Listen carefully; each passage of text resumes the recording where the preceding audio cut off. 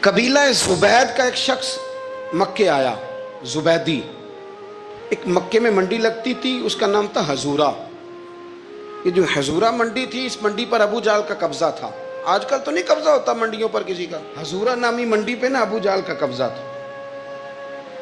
اونٹ بڑے خوبصورت تھے، شاندار تھے۔ اس نے کہا میں نے بولی دینی۔ ابو جہل نے اعلان کہ خبردار کوئی بولی نہ دے۔ بڑی دور تھا قبیلہ زبید، وہ آدمی واپس لے جا نہیں سکتا تھا، مجبور ہو گیا۔ ابو جہل کہنے لگا چوتھا حصہ قیمت دوں گا اور اونٹ تمہیں دے کے جانے پڑیں گے، یعنی اگر لاکھ کے ہیں تو 25,000 کے دو۔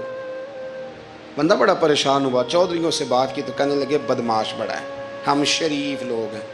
شریف اور بزدل میں، بزدلی کو شرافت کا نام نہ دو، پکی بات کر رہا ہوں۔ شریف اور بزدل میں شریف ضرور بنو پر بزدل نہ بنو۔ جی ہم جی شریف لوگ ہیں جی، وہ کیا مطلب؟ کوئی پاس نہ آیا، وہ بیچارہ نہ کونے میں بیٹھ کے رونے لگ گیا۔ کہنے لگا میں کدھر جاؤں یارو، میں واپس بھی نہیں لے جا سکتا، اور چوتھے حصے میں دے کیسے جاؤں، اتنا نقصان۔ وہ رو رہا تھا تو کہیں حضرت زید بن ارقم نے سن لیا۔ آپ فرمانے لگے کیوں روتا ہے؟ کہنے لگا یار میں نے تو اہل عرب کی تعریف سنی تھی، میرے ساتھ کھڑا ہی کوئی نہیں ہوتا۔ تو آپ فرمانے لگے تو نے عربی دیکھا ہی کب ہے؟ اگر کائنات کا حسین و جمیل عربی دیکھنا ہے تو جا حرم مکہ میں بیٹھا ہے۔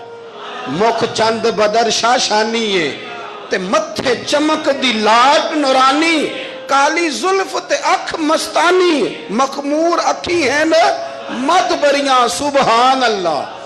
ما اجمل کا ما احسن کا ما اکمل، کتھے مہر علی تے کتھے تیری ثنا، مشتاق اکھی کتھے جال۔ تو نے دیکھا کب ہے؟ اگر عربی دیکھنا ہے نا تو وہ بیٹھا ہے، جا کے حرم میں ٹیک لگائے، مظلوموں کے والی، غریبوں کے ماوا، رسول رحمت۔ ایک سادی سی چادر اوڑے حضور بیٹھے تھے۔ وہ زبیدی کہتا میں آیا، نبی کریم کو بات سنائی۔ حضور فرمانے لگے این الجمل کا، او کدھر ہے تیرے اونٹ؟ عرض کی حضور وہ وہاں ہیں۔ فرمایا چل نا۔ حضور کوئی بولی نہیں لگا رہا، کوئی خرید نہیں رہا۔ ابو جہل گھنٹا پڑا، اس کے ڈر سے سہم گئے۔ حضور فرمانے لگے چل نا، میں بولی لگاتا ہوں۔ اور دیکھو نرخ بازار محبت کا انوکھا ہو گیا، خود خریداروں شامل آ کے مولا ہو گیا۔ نبی کریم نے حضرت سعد بن ابی وقاص کو بلایا، حضرت عمر کو، حضرت ابو بکر کو، مدد کے لیے نہیں۔ حضور فرمانے لگے میری جیب میں پیسے تھوڑے ہیں، ظاہری طور پہ تھوڑے ہیں، ورنہ تو کائنات کے خزانوں کی کنجیاں حضور کے پاس۔ تھوڑے تھوڑے پیسے دو بھی بولی دینی ہے۔ سب سے پیسے لیے میں چلو بولی لگانے چلے۔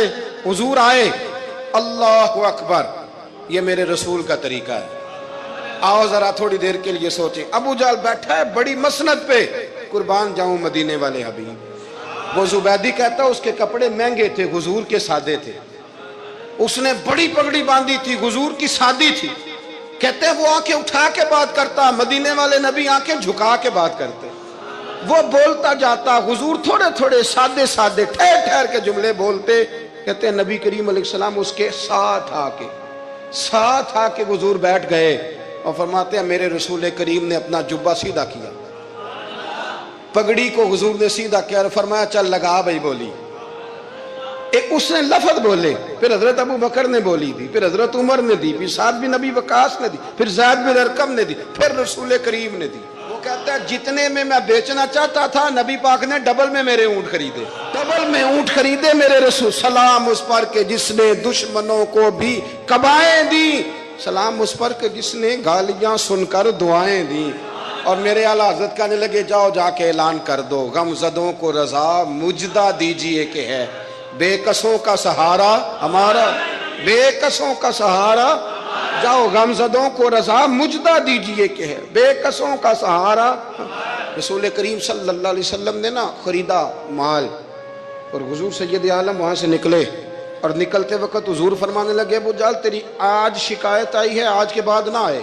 مکہ سارا اس کے ساتھ ہے، حضور کی مخالفت ہو رہی ہے، 40 لوگ ہیں صرف کلمہ پڑھتے، اور دین کا کام دار ارقم میں قید ہو کے کرنا پڑتا ہے۔ لیکن جب ظالم کے خلاف نکلے ہیں تو پھر دار ارقم میں بند ہو کے نہیں، پھر میدان میں نکلے اور فرمایا آج کے بعد تیری شکایت نہ آئے۔ کہنے لگا جی بالکل نہیں آئے گی۔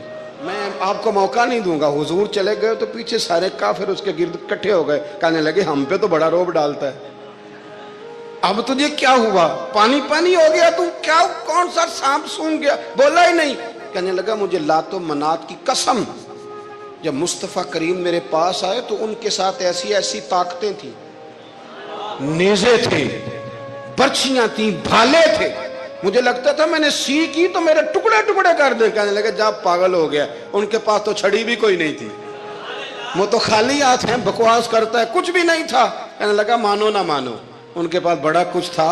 اور اگلی بات جو اس نے کی وہ تاریخ میں محفوظ ہے, وہ تاریخ میں محفوظ ہے, وہ تاریخ میں محفوظ ہے, وہ تاریخ کا حصہ ہے.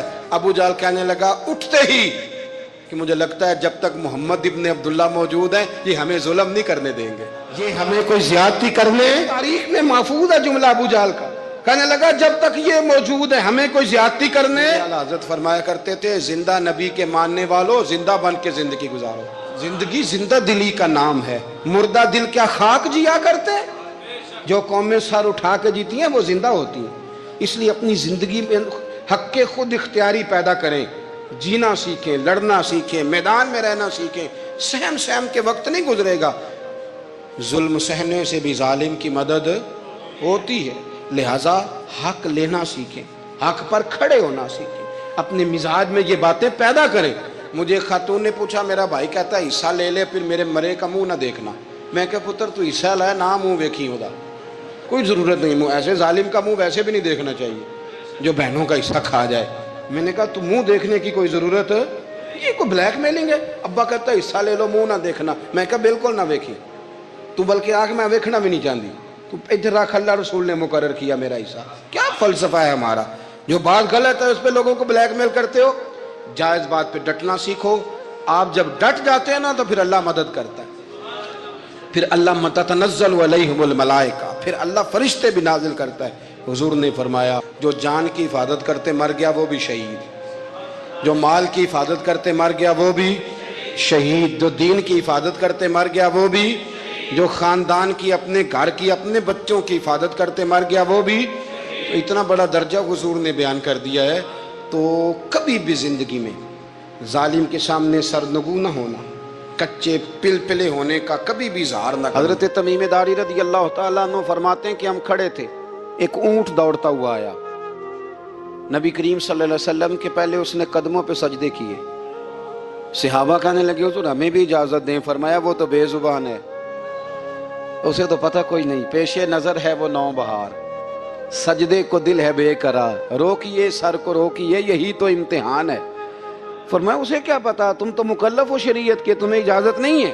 اور اعلیٰ حضرت نے 2 ٹوک لکھا ہے, فرمایا سوائے خدا کے کسی کو تعظیمی سجدہ بھی حرام ہے. یہ نوٹ کر لیں میری بات. اور اعلیٰ حضرت نے فتاوی رضویہ میں لکھا ہے کسی قبر پہ جاؤ تو 4 ہاتھ دور کھڑے رہو. اللہ کرے آپ کو سمجھ آئے. کتنے ہاتھ؟ 4 ہاتھ دور کھڑے رہو, سورۃ فاتحہ پڑھو, درود شریف پڑھو, جس قبر پہ گئے ہو ان کی روح کو اصال ثواب کرو, ان کے وسیلے سے دعا مانگو. اعلیٰ حضرت فرماتے ہیں قبر کو سجدہ بالاتفاق حرام ہے, طواف قبر کا کرنا بالاتفاق حرام ہے. بوسہ لینے میں اختلاف ہے کہ جائز ہے کہ ناجائز ہے, لیکن بوسے سے بھی چونکہ شک پڑتا ہے تو فرماتے ہیں احمد رضا کی رائے یہ ہے کہ بوسہ لینے سے بھی بچا جائے. وہ آ گیا تو اس سے اگلی باتیں کرتا ہے, بس خاموش رہ, باادب رہ اور پیچھے رہ. تو حضرت تمیم داری کہتے ہیں یہ حدیث اعلیٰ حضرت نے لکھی ہے لمن والعلا میں. فرماتے ہیں کہ اونٹ نے پہلے سجدہ کیا, قدم چومے, پھر اس نے حضور کے کان میں کوئی بات کہی. روزے دے دوالے نے غلاماں دیاں ٹولیاں, ایک پیا سن دے کروڑاں دیاں بولیاں. یعنی اونٹ نے بات کی تو حضور نے وہ بھی سن لی. اعلیٰ حضرت کہتے ہیں جو پناہ میں آتا ہے بچ جاتا ہے. کہتے ہیں رسول کریم نے نا اونٹ کی پشت پہ ہاتھ پھیرا اور اللہ کے محبوب فرمانے لگے فکر نہ کر, اب تو آ گیا ہے نا تو جیسے تو کہے گا ویسے ہی ہو جائے گا, جیسے تو کہے گا ویسے ہی. ابن ماجہ میں موجود ہے, پر میں چونکہ فاضل بریلوی رحمت اللہ علیہ کی کتاب سے پیش کر رہا ہوں الامن والعلا سے, تو میں اسی انداز میں پیش کر رہا ہوں جس انداز میں وہاں ہے. حضرت تمیم داری کہتے ہیں کہ ہماری سمجھ میں بات کوئی نہ آئی. تھوڑی دیر گزری تو کچھ لوگوں نے ہاتھوں میں رسیاں پکڑی ہیں, خنجر پکڑے ہیں, دوڑے آئے. یا رسول اللہ یہ ہمارا اونٹ ہے۔ حضرت تمیم داری کہتے ہیں میں نے دیکھا کہ جب وہ آ گئے نا خنجر لے کے تو اونٹ حضور کے پیچھے چھپ گیا۔ آج لے ان کی پناہ، آج مدد مانگ ان سے، وہ حضور کے پیچھے چھپ گیا۔ تو کہتے ہیں کہ نبی کریم صلی اللہ تعالی علیہ وسلم نے فرمایا کیا مسئلہ ہے بھائی؟ یا رسول اللہ ہمارا اونٹ ہے، ذبح کرنے لگے تھے دوڑ آیا ہے۔ تو حضور فرمانے لگے وہ تو تمہاری شکایت کر رہا ہے۔ وہ کہتا ہے یا رسول اللہ میں نے برسوں ان کی نوکری کی، برسوں میں نے بڑی نوکری کی۔